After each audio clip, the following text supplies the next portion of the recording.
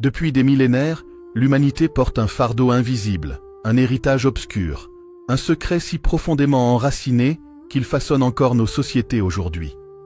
Des textes gravés dans la pierre au murmure des sociétés secrètes, une même légende persiste. Celle d'êtres reptiliens, de dieux anciens venus des étoiles, qui auraient façonné nos civilisations et laissé derrière eux un pouvoir que seuls quelques initiés osent manier. Ce récit n'est pas une simple théorie. C'est une mosaïque d'indices, de mythes et de vérités occultées.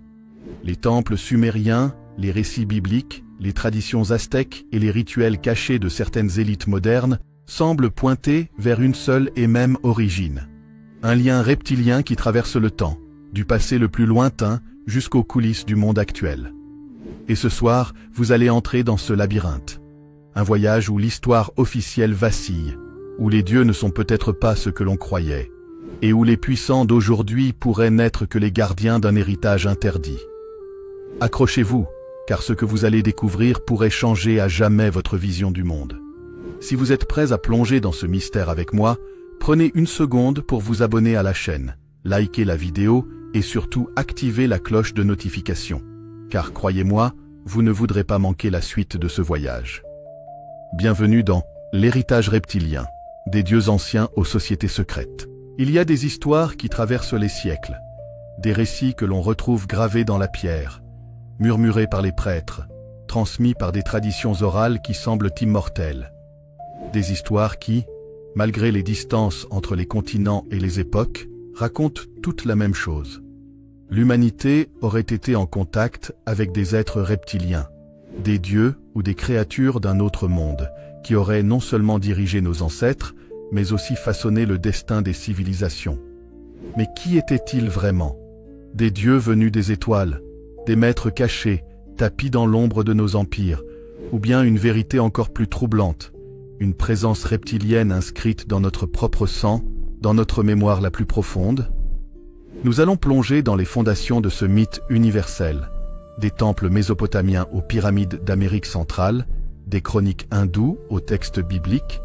Un même symbole revient, celui du serpent, du dragon, de l'homme lézard, figure de pouvoir, de sagesse, mais aussi de domination. Tout commence en Mésopotamie, berceau des premières grandes civilisations humaines. Les Sumériens, ce peuple mystérieux qui a bâti la première société urbaine organisée, nous ont laissé des milliers de tablettes d'argile couvertes de signes cunéiformes. Et parmi ces récits, il y a une légende obsédante, celle des Anunnaki. Les Anunnaki étaient décrits comme des dieux venus du ciel, capables de descendre sur terre pour régner sur les hommes. Mais certains détails troublants apparaissent dans les représentations anciennes. Des formes serpentines, des peaux écailleuses, des yeux semblables à ceux des reptiles. Dans certains récits, ils étaient décrits comme ceux qui descendent, les maîtres du destin des hommes, ceux qui façonnèrent la chair.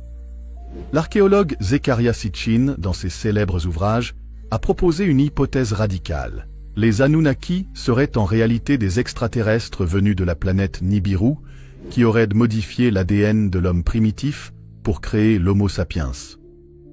Mais une autre interprétation, moins connue et plus inquiétante, circule dans les cercles ésotériques. Les Anunnaki n'étaient pas seulement des dieux lointains, mais une race reptilienne qui aurait marqué l'humanité au fer rouge de son héritage. Les Sumériens ne se contentaient pas de vénérer ces êtres. Ils leur attribuaient l'organisation sociale, les codes royaux, et même l'art d'écrire. Mais pourquoi le serpent?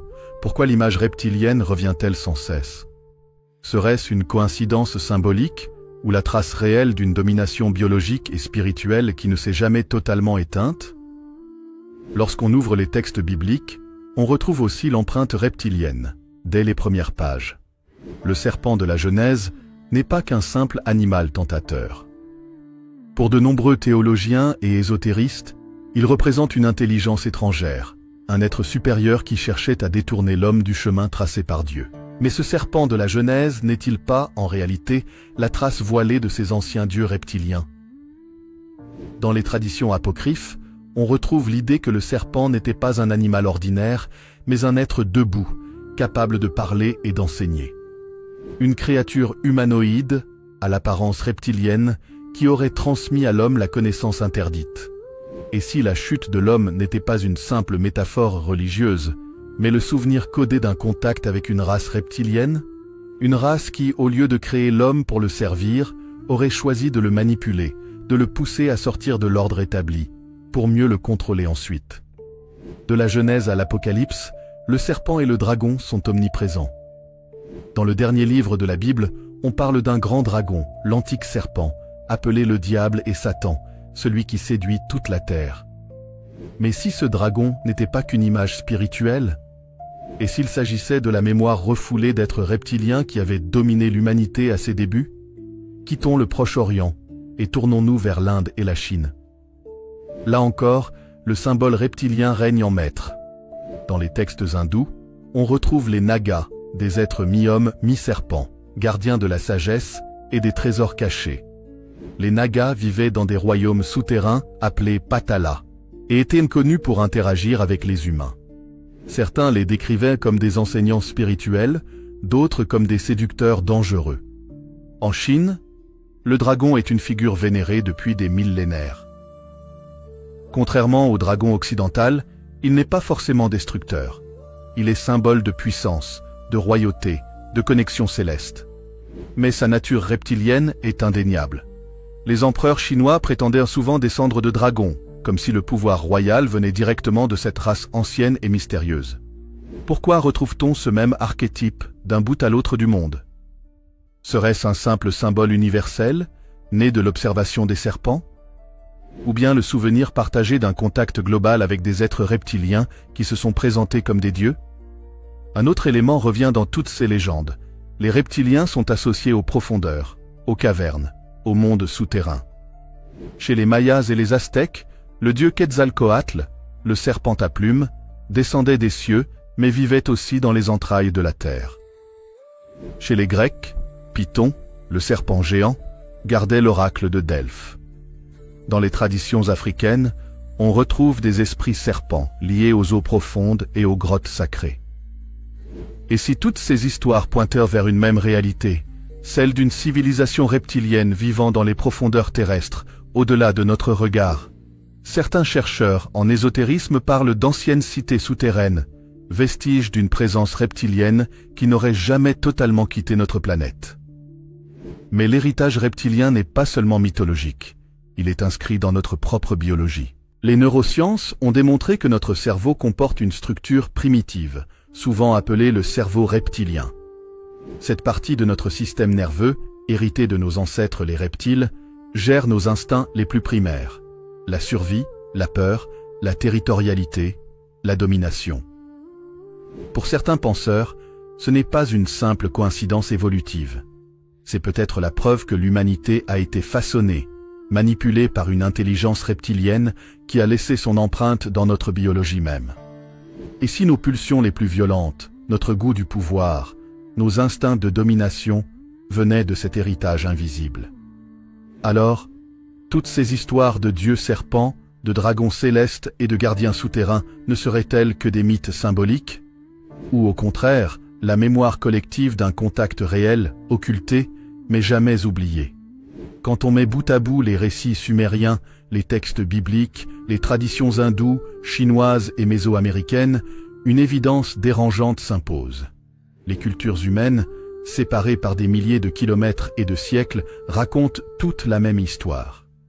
Et si ce fil rouge, cette présence reptilienne, n'était pas qu'un simple archétype, mais bien la trace d'un héritage que l'on nous cache encore aujourd'hui? L'histoire officielle nous raconte que les grandes dynasties de ce monde, pharaons, rois, empereurs et aristocrates, sont montés au pouvoir par la conquête, la stratégie ou le droit divin.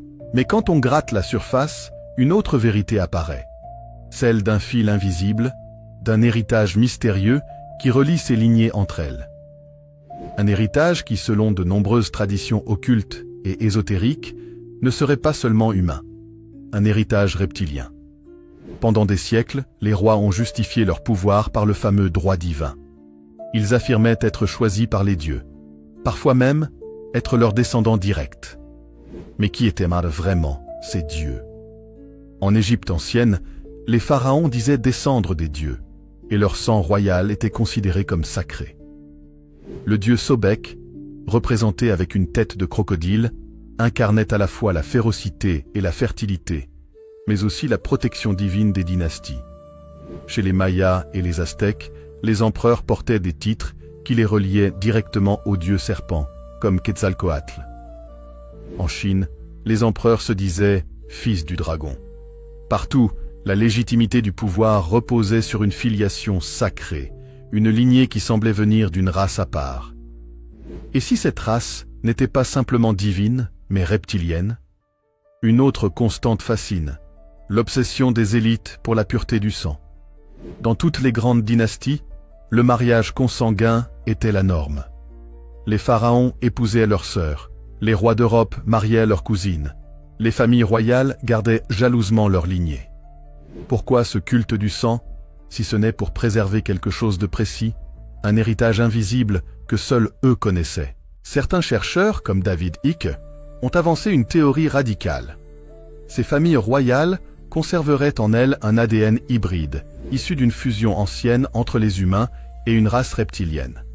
Ce mélange leur donnerait non seulement la légitimité de régner, mais aussi des capacités de contrôle et de manipulation. Et si ce culte du sang n'était pas une superstition, mais une stratégie millénaire pour préserver la trace reptilienne dans l'humanité? Au-delà des trônes visibles, il existe des sociétés secrètes qui prétendent détenir le vrai pouvoir. Parmi elles, les Illuminati occupent une place centrale dans l'imaginaire collectif. On raconte que cette organisation, née officiellement en 1776 en Bavière, ne serait en réalité que la continuation d'anciennes fraternités cachées. Leur objectif? Préserver le savoir des dieux anciens et contrôler les masses par des symboles, des rituels et des manipulations invisibles. Mais ce que l'histoire officielle oublie de mentionner, c'est le rôle du symbole reptilien dans ces sociétés. Le serpent qui se mord la queue, l'Ouroboros, est l'un des emblèmes les plus utilisés dans l'alchimie et les cercles occultes. Le dragon trônant sur des sceaux, les yeux en forme de reptile dans certaines iconographies, tout cela témoigne d'une même obsession. Certains initiés affirment que les Illuminati ne seraient pas seulement une société secrète humaine, mais un pont entre l'héritage reptilien ancien et le pouvoir moderne. Les Templiers, ces chevaliers mystérieux du Moyen-Âge, ne se contentaient pas de protéger les pèlerins en Terre Sainte. Ils auraient découvert, dans les souterrains de Jérusalem, des textes et des artefacts liés aux anciens dieux. Certains témoignages parlent d'adoration secrète d'un être nommé Baphomet, souvent représenté avec des traits hybrides, mi-animal, mi-humain. Puis vint la franc-maçonnerie, héritière spirituelle de nombreux ordres anciens. Les symboles maçonniques sont truffés de références reptiliennes, le compas et l'équerre formant parfois l'œil du serpent, les références à la lumière cachée, la figure du dragon gardien des trésors. Et si ces ordres ne faisaient que transmettre, de siècle en siècle, le savoir caché des reptiliens, réservé à une élite initiée? L'une des théories les plus controversées de notre époque est celle qui affirme que certaines familles royales modernes, notamment en Europe, seraient encore liées à cet héritage reptilien. David Icke, encore lui, a popularisé l'idée que la famille Windsor, les rois d'Angleterre, ferait partie de ces lignées hybrides reptiliennes. Selon ses recherches, leur obsession pour la lignée pure et leur lien avec d'autres familles aristocratiques européennes ne serait pas un hasard. D'innombrables rumeurs circulent sur des cérémonies occultes auxquelles participeraient certaines élites, où le serpent et le dragon seraient invoqués comme symboles de pouvoir. Bien sûr, la plupart des médias tournent ces idées en ridicule. Mais pourquoi ce thème revient-il sans cesse, de l'Antiquité jusqu'à aujourd'hui? Regardez bien autour de vous. Les films hollywoodiens regorgent de figures reptiliennes, des hommes lézards, des dragons, des serpents qui séduisent ou dominent. Dans les coulisses, les logos de grandes corporations intègrent souvent des serpents, comme le caducée médical, des dragons ou des yeux en forme de reptiles. En politique, certains gestes, certaines traditions rappellent les rituels anciens. Les serments prêtés sur des textes sacrés, les loges secrètes où se réunissent les puissants. Tout semble indiquer que l'héritage reptilien est encore vivant, non pas seulement comme un symbole, mais comme une présence réelle dans les cercles de pouvoir. Un des aspects les plus troublants de cette théorie est celui des shapeshifters, des êtres capables de changer d'apparence, passant de forme reptilienne à humaine. De nombreux témoins, parfois même issus de milieux proches du pouvoir, affirment avoir vu des transformations étranges lors de cérémonies. Des yeux qui changent de pupille, des peaux qui prennent une teinte écailleuse, des voix qui se déforment. Bien sûr, ce genre de témoignage est impossible à prouver scientifiquement. Mais pourquoi tant de personnes, de continents différents, racontent-elles des récits similaires? Et si certains membres de ces dynasties et sociétés secrètes n'étaient pas seulement porteurs d'un ADN hybride, mais capables de révéler, dans certaines conditions, leur vraie nature reptilienne? Les traditions occultes parlent souvent de portes entre les mondes. Les reptiliens, selon certaines écoles ésotériques, ne vivraient pas seulement parmi nous, mais dans une dimension parallèle, accessible grâce à des rituels spécifiques. Les sociétés secrètes, en particulier certaines branches très fermées, utiliseraient encore ces rituels pour entrer en contact avec ces entités. Le serpent est toujours au centre. Qu'il soit gravé dans les temples, représenté dans les fresques ou brandi dans des symboles modernes, il est l'intermédiaire entre le visible et l'invisible. Et si nos élites, derrière les murs fermés de leurs loges, n'étaient pas seulement des dirigeants politiques ou économiques, mais des serviteurs de cet héritage reptilien œuvrant à maintenir un pacte millénaire? Ce qui est fascinant, c'est la continuité. Des rois antiques aux présidents modernes, des pharaons aux grandes multinationales, des dieux sumériens aux sociétés secrètes contemporaines, le fil du serpent ne s'est jamais brisé. L'héritage reptilien n'est pas une simple légende.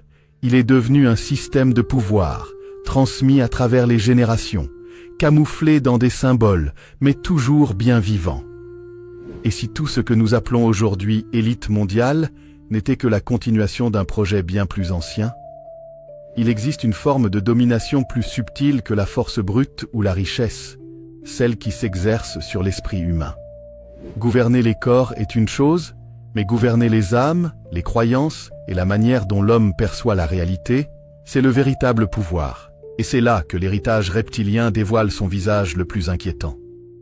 Depuis les temps anciens, ces figures serpentines, dragons, hommes lézards et dieux hybrides ont non seulement été vénérés, mais ils ont façonné les religions elles-mêmes. Derrière les récits sacrés, derrière les temples et les prêtres, il existe un fil conducteur, le serpent, l'ombre reptilienne qui s'infiltre dans toutes les traditions. Et si nos religions n'étaient pas seulement une quête de lumière, mais aussi un outil de contrôle millénaire mis en place par ceux qui, dans l'ombre, tirent les ficelles de l'humanité? Reprenons depuis la base. Partout, dans toutes les civilisations, le serpent est au cœur des récits religieux. Dans la Bible, il est l'ennemi de l'homme, celui qui lui apporte la connaissance interdite et le détourne de Dieu. Dans l'hindouisme, il est Nagini ou Naga, gardien des trésors divins et porteur de sagesse. Chez les Mayas, Quetzalcoatl est à la fois Dieu créateur et messager céleste. Chez les Grecs, le serpent est lié à Asclépios, dieu de la médecine, mais aussi au chaos primordial. Mais pourquoi ce même symbole traverse-t-il toutes les religions? Pourquoi le serpent incarne-t-il à la fois la guérison et la destruction, la sagesse et la tromperie? Certains chercheurs affirment que ce n'est pas une simple coïncidence. Le serpent est la mémoire codée de la domination reptilienne, intégrée aux religions pour conditionner les masses. Le serpent est toujours ambivalent. Il peut sauver ou détruire, guérir ou empoisonner. Cette dualité est capitale, car elle permet aux élites de manipuler à travers la peur et l'espoir. La peur du serpent tentateur, du dragon destructeur, qui punit l'homme s'il s'écarte du chemin. L'espoir du serpent guérisseur, du dieu dragon qui donne le savoir et la force aux élus. Les religions reposent souvent sur cette tension. Obéir pour éviter la punition, croire pour recevoir la bénédiction. Derrière cette dualité, certains voient une stratégie reptilienne, inscrite dans l'inconscient collectif. Prenons la Genèse. L'histoire est simple. Adam et Ève vivent dans l'Éden, et le serpent leur propose de goûter aux fruits défendus. Pour l'Église, c'est le récit de la désobéissance originelle. Mais dans les traditions gnostiques, cette lecture est inversée. Pour les gnostiques, le serpent est un libérateur. Il donne à l'homme la connaissance, il l'arrache à l'ignorance imposée par un Dieu jaloux. Dans cette perspective, le serpent n'est pas un ennemi, mais un allié. Alors, qui a raison? L'Église qui a diabolisé le serpent, ou les traditions occultes qui en font un sauveur? Et si cette divergence n'était pas accidentelle, mais volontaire? Une manière de brouiller les pistes, de diviser les croyances pour mieux contrôler les esprits. Dans toutes les civilisations, une caste spéciale se dresse, celle des prêtres. Ils parlent au nom des dieux, interprètent les signes, dictent les lois spirituelles. Mais d'où leur vient ce pouvoir? Les légendes racontent souvent que les prêtres ont reçu leur savoir directement des dieux. En Égypte, c'étaient les scribes initiés par Thoth, représentés parfois avec des traits animaux. En Inde, les brahmanes prétendaient être les gardiens du savoir transmis par les nagas. En Mésoamérique, les prêtres incarnaient la volonté des serpents célestes. Et si les prêtres n'étaient pas seulement des intermédiaires symboliques, mais les gardiens humains de l'héritage reptilien, formés pour manipuler les croyances et maintenir le pouvoir des dieux anciens sur les foules? Avec l'avènement du monothéisme, judaïsme, christianisme, islam, l'image du serpent devient clairement négative. Satan est le grand dragon, l'antique serpent. Mais pourquoi ce choix si radical?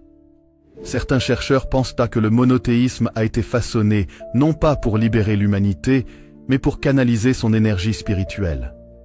En diabolisant le serpent, les élites religieuses auraient en réalité masqué la vraie nature de ces êtres. Pas de simples ennemis spirituels, mais des entités reptiliennes que l'on cherchait à effacer de l'histoire officielle. Ainsi, en priant le bon Dieu et en craignant le serpent, l'humanité resterait prisonnière d'un jeu invisible de manipulation. Mais derrière la façade officielle des grandes religions, il existe toujours des cercles ésotériques. Dans le christianisme, certaines branches gnostiques adoraient le serpent comme porteur de lumière. Dans l'islam soufi, des récits cachés parlent de créatures anciennes venues d'ailleurs. Dans le judaïsme kabbalistique, le serpent est lié à l'arbre de la connaissance et au pouvoir de transformation. Autrement dit, les religions officielles servent aux masses, mais les initiés, eux, connaissent une autre lecture, celle du serpent comme clé du pouvoir spirituel. Une double vérité, réservée aux élites. Un autre détail troublant, l'architecture religieuse est souvent marquée par le serpent. Dans les temples mayas, on trouve des escaliers en forme de serpent, comme à Chichen Itza, où l'ombre du soleil dessine un serpent géant lors des équinoxes. Dans les églises médiévales, on retrouve des gargouilles en forme de dragon, symbole censé protéger mais aussi rappeler la présence reptilienne. Dans les sanctuaires hindous, les nagas sont sculptés sur les colonnes, entourant les dieux. Et si ces constructions n'étaient pas seulement décoratives, mais des portes, symboliques, conçues pour canaliser l'énergie reptilienne? L'une des armes les plus puissantes des religions est la peur. La peur de l'enfer, la peur du jugement, la peur de la fin du monde. Or, dans la plupart des traditions, qui incarne cette peur? Les serpents, les dragons, les créatures reptiliennes. Le message est clair. Obéis, crois, reste dans le troupeau, ou tu seras livré au serpent. Cette rhétorique millénaire a façonné des générations entières, soumises non seulement au pouvoir terrestre des prêtres, mais aussi au pouvoir invisible des figures reptiliennes. Aujourd'hui encore, le serpent continue de hanter la spiritualité moderne. Dans le courant New Age, on parle de la Kundalini, une énergie représentée comme un serpent lové à la base de la colonne vertébrale que l'on peut éveiller par la méditation. Cette énergie est censée donner l'illumination, mais certains affirment qu'elle ouvre aussi des portes vers d'autres entités, reptiliennes. Dans les cultes occultes modernes, le serpent reste central. Les rituels de magie noire, les loges secrètes, les cérémonies souterraines, tous gardent une fascination pour la figure reptilienne, symbole de transformation, mais aussi de pouvoir caché. Et si cette fascination n'était pas un hasard, mais la continuité d'un pacte ancien entre l'humanité et ses dieux reptiliens? Le plus troublant, c'est que cette manipulation religieuse dépasse les temples et les livres sacrés. Elle s'est infiltrée dans nos rêves, nos cauchemars, notre inconscient collectif. Carl Jung, le grand psychanalyste, parlait d'archétypes universels. Le serpent en est un des plus puissants, symbole de transformation, de danger, de pouvoir. Mais d'où vient cette puissance? Peut-être d'une mémoire collective, d'un contact réel avec des êtres reptiliens que nos ancêtres ont transformés en mythes. Aujourd'hui encore, la figure du reptile déclenche des réactions instinctives de peur ou de fascination. C'est comme si, au plus profond de nous, nous savions que ce symbole n'est pas seulement imaginaire, mais bien réel. Si l'on admet l'existence d'un héritage reptilien, alors la question centrale devient « Pourquoi ? Quelle finalité a animé ces êtres ? Et pourquoi leurs successeurs humains auraient-ils préservé et développé leurs projets à travers les âges ?» La réponse se dessine en 3 couches: la survie, la maîtrise et la transformation. Chaque couche emploie des outils visibles, institutions, technologies, médias, et des outils invisibles, rituels, symboles, conditionnements psychologiques. Ensemble, ils forment un plan cohérent, lent, patient et impitoyable. La première nécessité d'une race qui a cohabité ou influencé l'humanité est la survie. Survie biologique, préserver le matériel génétique, et survie ontologique, préserver l'influence et la continuité d'une civilisation. Conserver un pool génétique est primordial. Les lignées royales, les familles aristocratiques, les cercles d'initiés ne sont pas uniquement des réseaux de pouvoir, ce sont des banques de gènes. Mariage consanguin, union choisie, isolement social, autant de méthodes pour éviter la dilution d'un héritage hybride. Les cérémonies de transmission, mariage sacré, initiation, sont présentées comme traditions, mais servent aussi de mécanismes de préservation. Les mythes de cités souterraines ne sont pas que fabulations. Ils correspondent aux besoins stratégiques de disposer de lieux protégés, isolés des conflits de surface. Grottes sacrées, complexes troglodytiques, tunnels reliant sites sacrés, ces structures permettent en trait de maintenir des centres d'opération, d'expérimentation et de culte hors de portée des foules et des envahisseurs. Effacer, altérer, réécrire l'histoire est une stratégie de survie. Détruire des archives, brûler des livres, remplacer des récits par d'autres, tout cela permet d'effacer la mémoire de leurs erreurs et de leurs véritables objectifs. Les versions dominantes de l'histoire deviennent des filtres qui préservent un récit utile aux élites. Une fois la survie assurée, la stratégie devient la maîtrise. Contrôler les structures sociales, économiques, culturelles et mentales. Voici comment ce contrôle s'opère, couche par couche. Contrôler la monnaie, c'est contrôler les choix possibles d'une société. Les grandes maisons bancaires, les consortiums financiers, les banques centrales et leurs réseaux entremêlés permettent de dicter la croissance, la dette, la pauvreté et la richesse. Par la concentration du capital, on oriente les décisions politiques et les comportements collectifs, guerres financées, États assujettis, industries encouragées. Du jardin d'enfants à l'université, le système éducatif transmet non seulement des savoirs mais des cadres mentaux. Standardisation des curriculums, mise en avant de récits utilitaires, marginalisation des mythes alternatifs, autant de mécanismes pour produire des citoyens conformes. L'éducation façonne l'imaginaire, qui décide de ce qui est normal, vrai ou dangereux. La propagande n'a pas besoin d'être brute. Elle peut être subtile, séduisante, divertissante. Films, séries, musique, jeux vidéo, le conditionnement passe par l'émotion. Le programming prédictif, inséré dans la fiction des scénarios qui normalisent une éventualité, permet d'habituer les esprits à ce qui auparavant paraissait inconcevable. Surveillance généralisée, modification génétique, gouvernance globale. Les messages répétitifs, les symboles subliminaux et la mise en scène de l'élite dans la culture réduisent la dissonance cognitive quand des choix controversés sont imposés. La technologie est à la fois un outil et une prison dorée. En offrant confort, santé et communication, elle accroît la dépendance des populations. Contrôler les infrastructures technologiques, réseaux, serveurs, algorithmes, c'est contrôler les flux d'informations et d'énergie. Exemple fictif, mais suggestif. Système de surveillance ubiquitaire, technologie d'altération comportementale, logiciel d'analyse prédictive des comportements de masse. Pour qu'un pouvoir longtemps caché puisse se maintenir, il doit faire accepter l'inacceptable, sacrifices symboliques, rituels d'initiation troublants, décisions politiques amorales. Les élites instaurent une culture où certaines transgressions sont réservées aux initiés et deviennent la monnaie d'échange du pouvoir. La phase la plus ambitieuse du grand projet reptilien est la transformation, biologique, cognitive et spirituelle. Il ne s'agit plus seulement de dominer, mais de transformer l'espèce.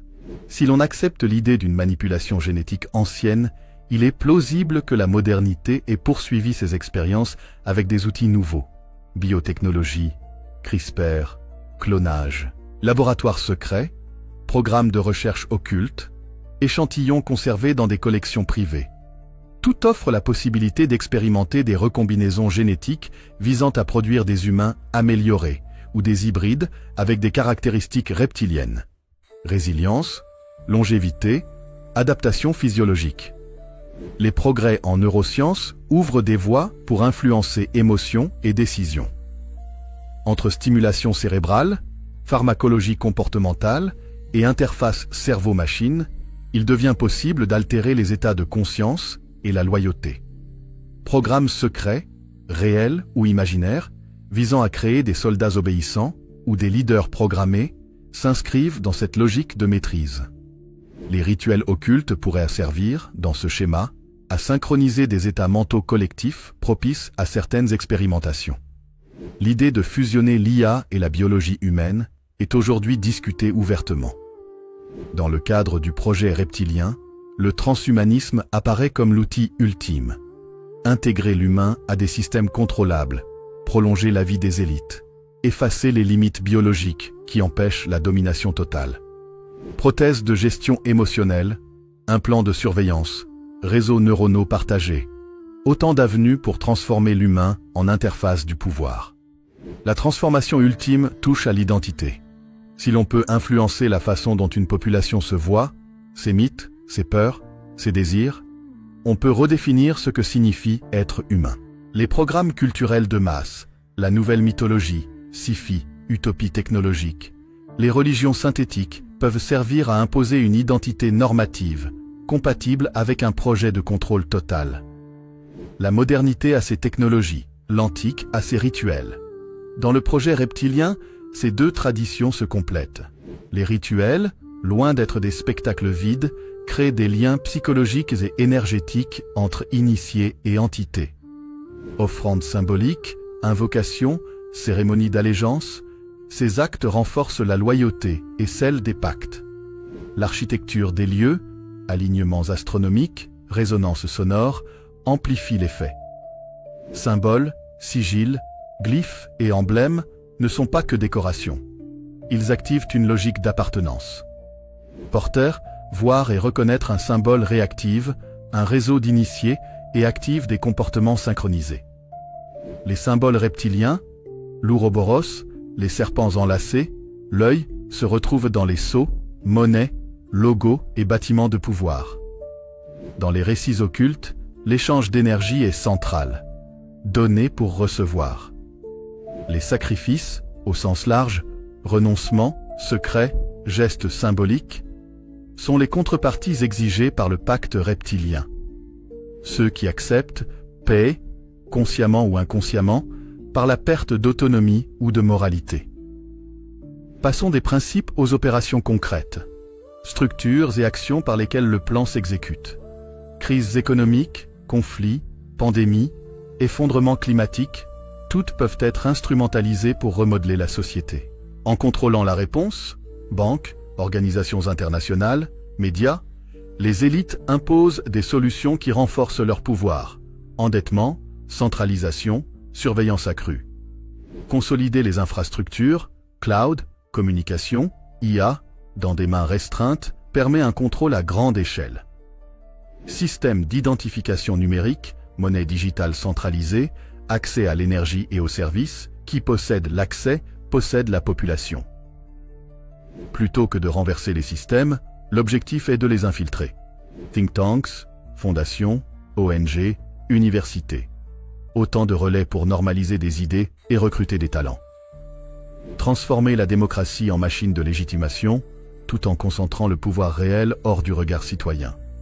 Commencer petit, applications pratiques séduisantes, habituer les populations, puis généraliser. C'est le principe du cheminement progressif. Ce qui paraît impensable devient banal parce qu'on l'a installé par étapes. Partout où un pouvoir cherche la domination, la résistance se forme. Mais la stratégie reptilienne n'ignore pas cela. Elle la gère. Créer des divisions internes, idéologiques, culturelles, sociales, affaiblit la résistance. En orientant les luttes vers des faux enjeux, on préserve l'essentiel du projet. Les élites savent coopter les dissidents les plus influents en les séduisant par le pouvoir ou l'accès. Offrir quelques pages de vérité en échange d'un silence sélectif. C'est la méthode du compromis. Dans l'imaginaire des récits occultes, ceux qui menacent réellement le système disparaissent, discrédités, marginalisés, emprisonnés ou pire. Cette possibilité crée un effet dissuasif qui freine l'action collective. Tout le dispositif vise une finalité. Installer un monde où l'ordre souhaité par l'héritage reptilien devient naturel. Un monde de hiérarchie fermée, de régulations invisibles, d'êtres modifiés et d'esprits apaisés par des narratifs sûrs. Ce n'est pas seulement conquérir la planète, c'est la réécrire. La logique de l'héritage reptilien, si l'on accepte son hypothèse, est systémique et patientielle. Elle articule survie, maîtrise et transformation à travers une combinaison d'outils matériels, finances, technologies, et immatériels, mythes, rituels. Ce grand projet n'est pas nécessairement affaire d'un complot unique et monolithique. Il peut être multigénérationnel, pluri-institutionnel, porté par des intérêts convergents qui répliquent et adaptent des stratégies anciennes aux technologies modernes. La grande question qui reste est la suivante. Peut-on contrer un tel projet, et comment? Si l'héritage reptilien existe, s'il s'est transmis de civilisation en civilisation, de dynastie en dynastie, alors la question ultime est simple. Que faire? L'histoire semble écrite depuis des millénaires, mais ce récit n'est pas figé. L'humanité n'a jamais cessé de chercher des fissures dans les murs de ses geôles. Des révoltes, des contre-sociétés, des éclats de vérité ont toujours résisté aux ombres. Des manuscrits apocryphes, des codex dissimulés, des tablettes sumériennes brisées, partout surgissent des morceaux de vérité. L'histoire officielle tente de les classer dans le mythe, l'archéologie parallèle ou la fiction. Mais pour ceux qui cherchent, ces fragments forment un puzzle troublant. Le livre d'Enoch, les épopées de Gilgamesh, les légendes aztèques de Quetzalcoatl, les écrits gnostiques sur les archontes, tous semblent pointer vers une présence non humaine, déguisée en Dieu ou en maître spirituel. Ces révélations font écho comme des avertissements. Ne croyez pas que votre histoire est naturelle. Elle a été sculptée par d'autres mains. De temps à autre, une voix s'élève. Scientifiques marginalisés, agents dissidents, témoins d'expériences secrètes. Leurs récits paraissent invraisemblables aux yeux du grand public. Laboratoires cachés, programmes d'hybridation, expériences de contrôle mental. Certains sont ridiculisés, d'autres disparaissent mystérieusement. Mais tous laissent des traces. Documents fuités, vidéos brouillées, carnets codés. Leurs témoignages se recoupent trop souvent pour être de simples inventions. Dans les rituels des élites, les architectures modernes, les logos des grandes institutions, on retrouve des serpents, des yeux, des formes reptiliennes. Ceux qui apprennent à les lire découvrent que le langage symbolique n'a jamais cessé d'être utilisé. La révélation n'est pas seulement une archive, elle est sous nos yeux, mais exige un regard entraîné. À travers l'histoire, des ordres secrets ont tenté de protéger l'humanité de la mainmise reptilienne.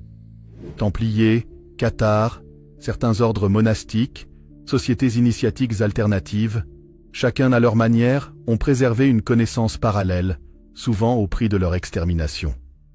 Ces résistances ne sont pas unifiées, mais elles partagent une intuition. La vraie liberté commence par la connaissance interdite. Dans les cultures tribales, certains chamans disent voyager dans d'autres plans de conscience, où ils rencontrent des êtres reptiliens.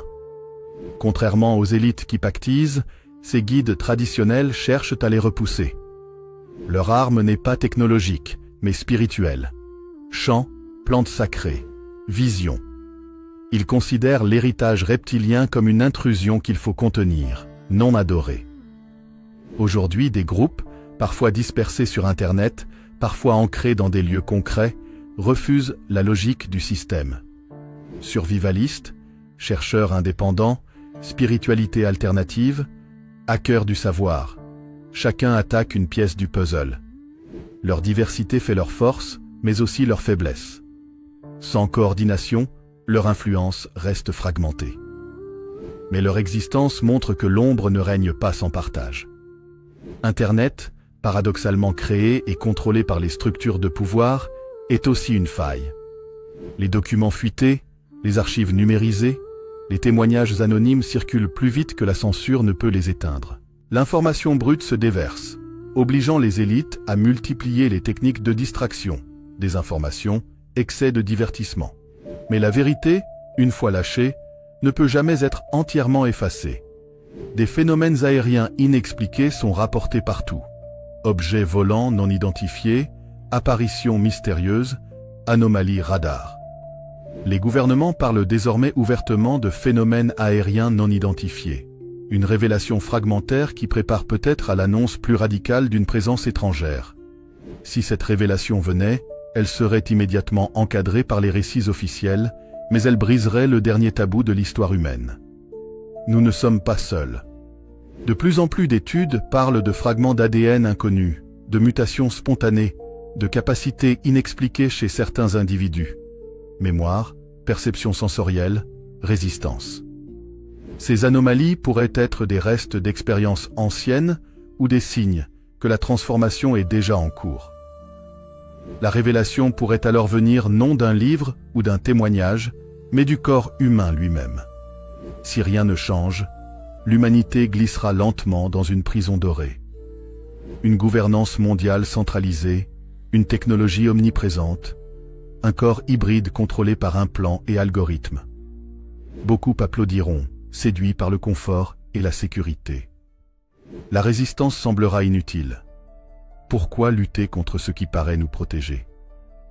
Mais cette soumission ne sera qu'un abandon.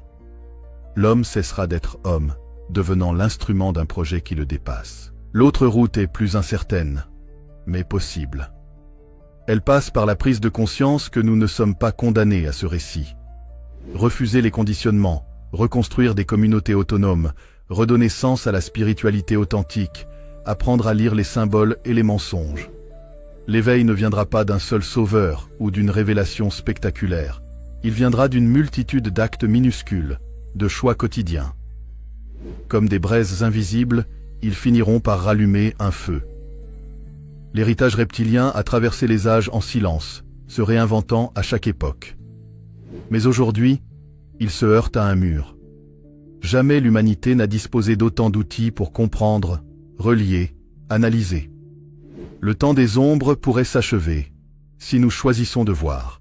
Le choix est simple et terrible. Accepter la cage, ou briser la chaîne. Voilà, chers explorateurs de l'invisible et des vérités oubliées, notre plongée dans l'héritage reptilien, des dieux anciens aux sociétés secrètes, touche à sa fin. Nous avons traversé ensemble des récits mythologiques, des découvertes archéologiques, des légendes interdites et des théories dérangeantes qui bousculent notre perception du monde. Peut-être qu'une part de tout cela n'est qu'un voile de symboles, ou peut-être que, derrière ces récits de serpents, de dragons et de dieux reptiliens, se cache une vérité que certains voudraient à tout prix nous dissimuler. Car, au fond, que reste-t-il? Une question brûlante. Et si notre histoire n'était pas exactement celle qu'on nous raconte? Merci du fond du cœur d'avoir suivi cette aventure jusqu'au bout. Si ce récit vous a captivé, intrigué ou même fait douter, c'est que nous avons accompli notre mission. Ouvrir une porte dans votre esprit. N'oubliez pas de vous abonner à la chaîne, d'activer la cloche de notification et de liker la vidéo pour soutenir ce voyage au cœur des mystères. Vos partages et vos commentaires sont précieux. Ils nourrissent notre quête collective de vérité. Ce n'est pas une fin, mais seulement une étape. Car d'autres secrets attendent, d'autres récits enfouis dans l'ombre méritent d'être révélés. Et ensemble, nous continuerons à lever le voile. À très bientôt pour une nouvelle exploration. Prenez soin de vous, et souvenez-vous. Parfois, ce qui rampe dans l'ombre est plus proche qu'on ne l'imagine.